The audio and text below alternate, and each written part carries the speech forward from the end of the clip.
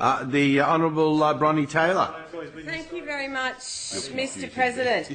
I came to this place over 2 years ago. The excitement and honour of being here as part of the New South Wales Nationals to represent the communities I love was almost overwhelming. There really aren't too many days that I don't pinch myself to remind me just how lucky I am, although today might be one of them.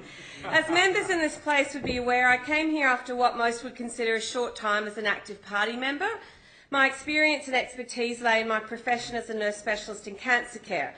My activism started by fighting for my community for health services they deserved.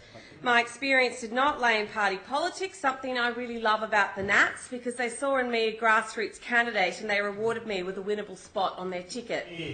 My years as a cancer nurse meant that I spent a good deal of my time doing cancer prevention education, and I would always focus on a central theme to get my message across, a simple but strong message. Don't let abnormal become normal.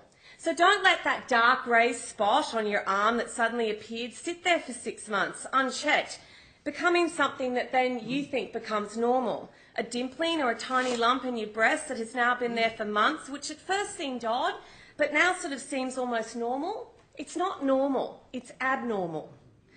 Well, Mr. President, there is a great deal of abnormal that has become normal in this place, and that is a real shame. It is not normal, Mr. President, to plaster people's faces on a social media tile because they did not agree with you on a piece of legislation. It is not normal to be photographed with your colleagues' photos taped to coat hangers on the gates of Parliament when you know that many of them supported the essence of the change you were trying to make, just not the process.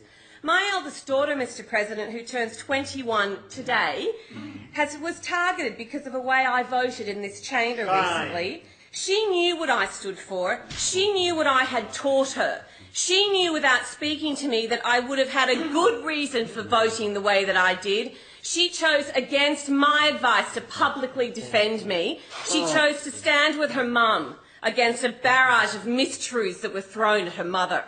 That is normal in my family.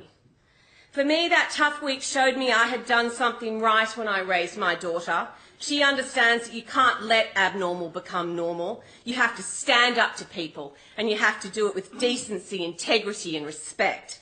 She learnt a lot about the ugly side of politics that day, and so did I. We do and we should disagree, but the serious conversations need to be had without political point scoring. When we are discussing and debating significant social issues, the community expects that we, the elected reflection of the community, work together to thrash out a solution that reflects their wishes. We are all here because we believe passionately in many things. Obviously, we believe in our own causes are right and others are perhaps wrong or misguided.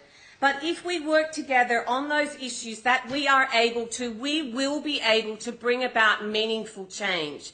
Political point scoring is short-sighted, and it's not what our communities want to see from us, particularly on strong social issues.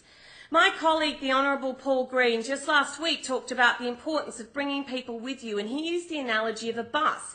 You can get people on the first stop, but those you don't get on, maybe keep trying to pull them on at the second, the fourth or the fifth stops through compromise and actually working together. And respectfully understand that some may never get on the bus. But keep trying and do it respectfully and do it with integrity.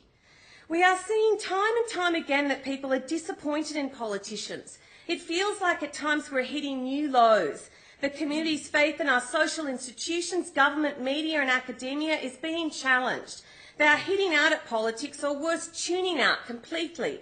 So when people tell me to get over the bad behaviour and tell me that, oh, this is just politics and it's just how it goes, I don't think that's good enough. It's a cop-out.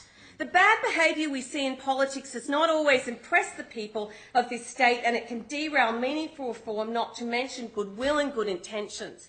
Mr. President, my values are the same as when I came into this place, and I intend for them to be the same when I leave. So please don't another person tell me in this place to get over it, it's just politics.